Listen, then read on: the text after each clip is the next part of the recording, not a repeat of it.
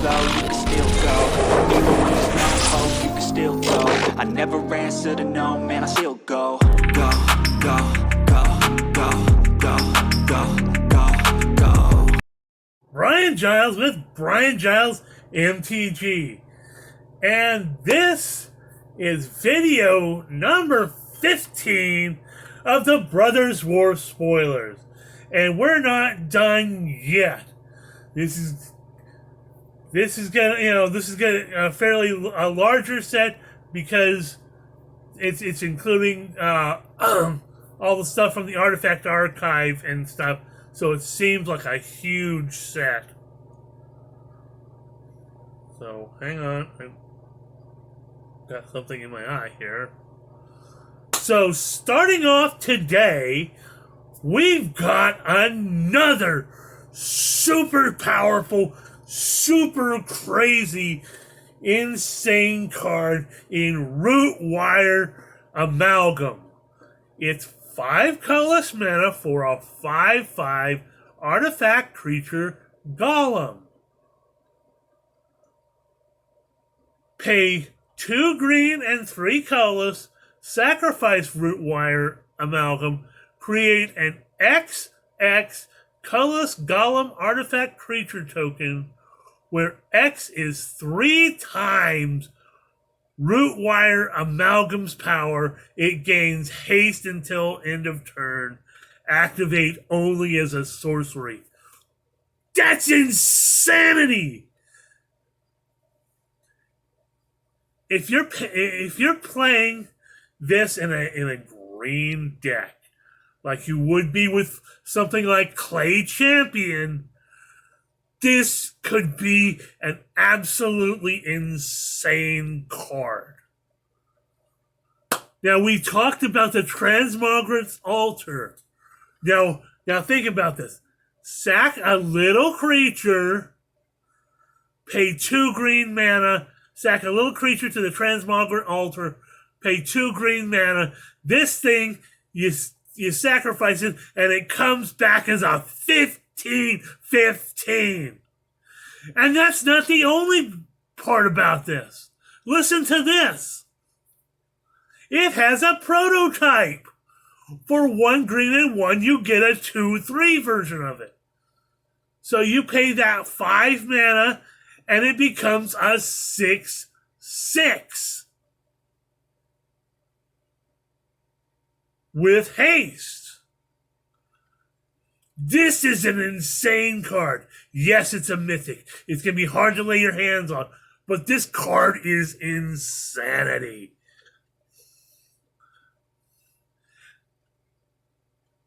I mean, sure, it's a total of 10 mana, 5 to cast it and 5 for its ability.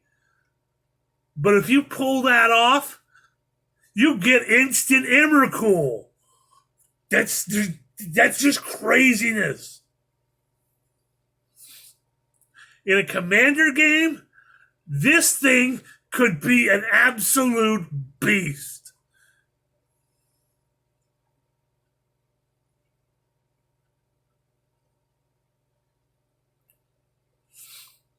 Not to mention the fact if it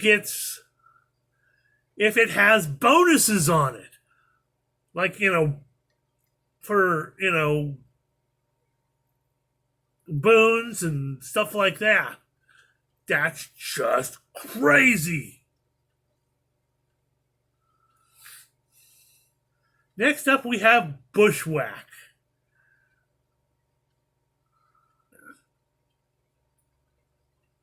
One green mana for a sorcery that reads, choose one. Search your library for a basic land card, reveal it, put it in your hand, and shuffle.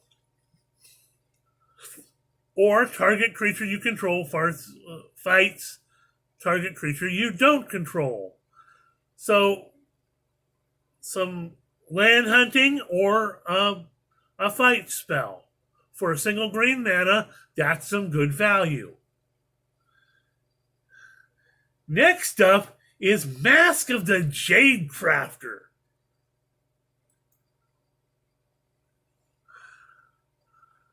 Two colorless mana for an artifact that reads, pay X, Sacrifice Mask of the Jadecrafter. Create an XX Golem artifact creature token. Activate only as a sorcery. And you can unearth it for a green and 2 colorless. What the bleep? This is Rootwire Amalgam's ability basically put in an artifact. You can pump as much mana as you want into the X, sacrifice it, and create an XX Golem creature. And you can make it come back from the graveyard.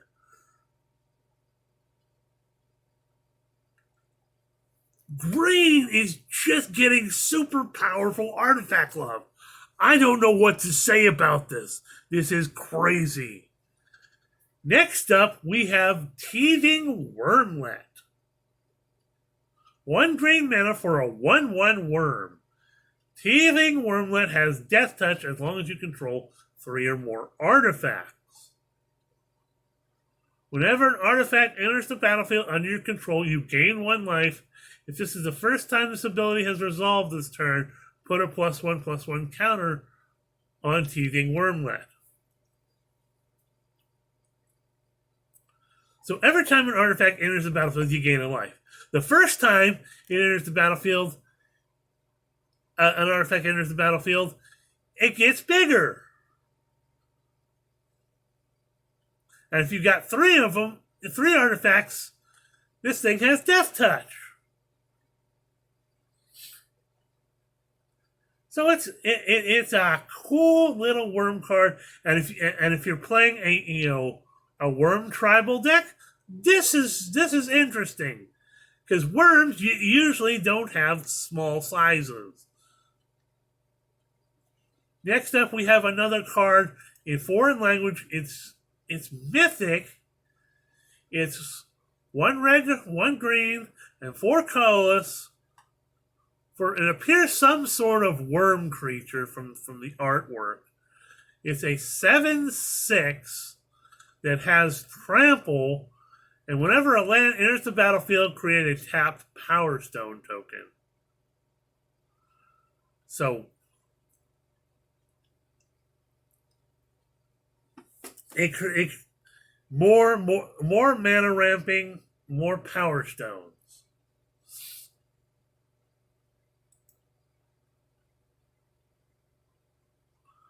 Next up, we have Haywire Might. 1 colorless mana for a 1/1 artifact creature insect. When Haywire Might dies, you gain 2 life. Pay a green mana, sacrifice Haywire Might, exile target non-creature artifact or non-creature enchantment.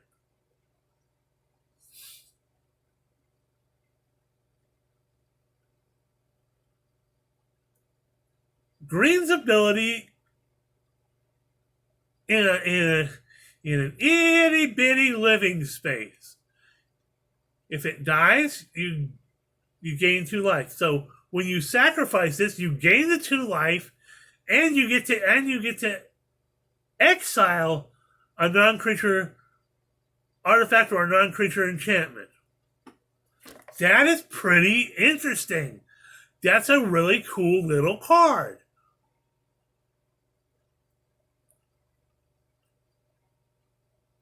Next up, we have Symmetry Matrix. 4 colorless mana for an artifact that reads, whenever a creature with power equal to its toughness enters the battlefield under your control, you may pay 1 colorless. If you do, draw a card.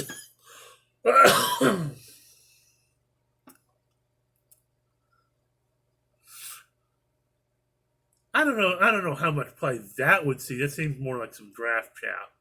Next up is another very, I'd say, powerful instant in white with Deadly Riposte.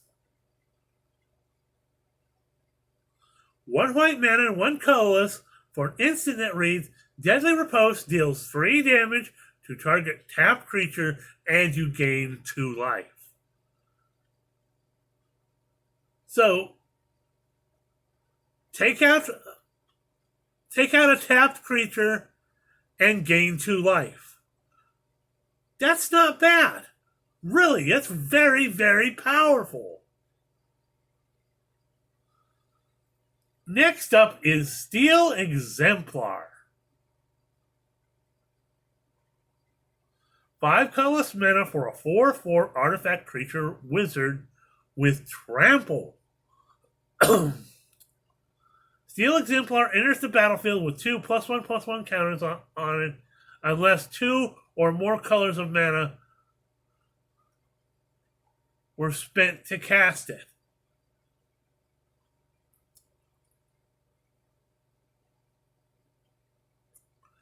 So if you're basically in a colorless deck, or you only spend a single color to pay it, this is a 6/6 trample for 5 mana. So this is pretty interesting. Next up is an absolutely beast of a legendary card. This is Gwenna, Eyes of Gaia. 1 green and 2 for a 2/3 legendary elf druid scout. Tap it, add 2 mana in any combination of colors. Spend this mana only to cast creature spells or activate abilities of a creature or creature card. Whenever you cast a creature spell with power 5 or greater, put a +1/+1 counter on Gwenna, Eyes of Gaia. That's insane. That's crazy. You get 2 mana, any colors.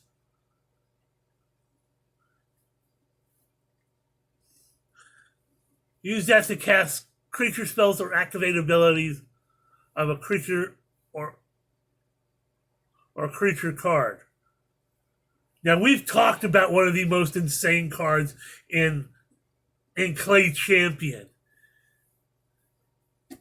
You can tap this and put in 2 more green mana into Clay Champion.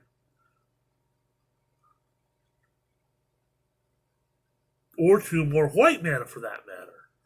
But still.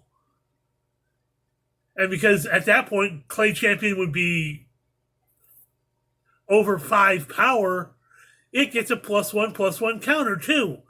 That's insanity. You've got something to cast your big creatures with. Not to mention something like Rootwire Amalgam, which you can use the 2 mana to pay the 2 green for Rootwire. So you don't even have to spend any mana if you sacrifice a creature to the Transmogrant Altar. You see how powerful that is? That is crazy. Next up we have Horn Stoneseeker. 1 red and 1 for a 2/2 lizard with menace. When Stone Hornseeker enters the battlefield, create a tapped Power Stone token. When Horn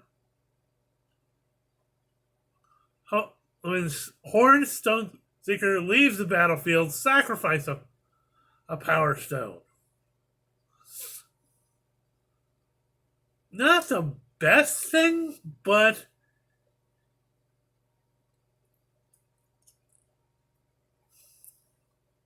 it comes with its own Power Stone, and it leaves with the Power Stone.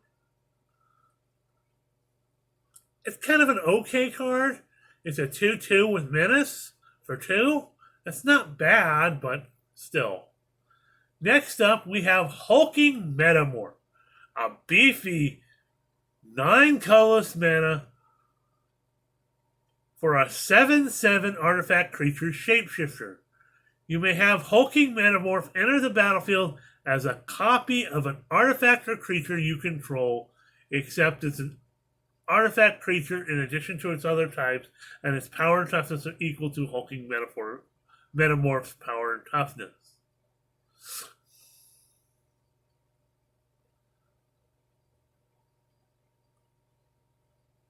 So you can, it's a copy creature,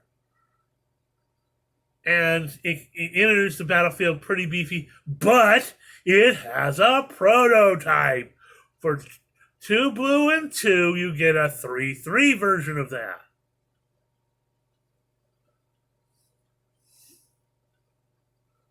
So you can make it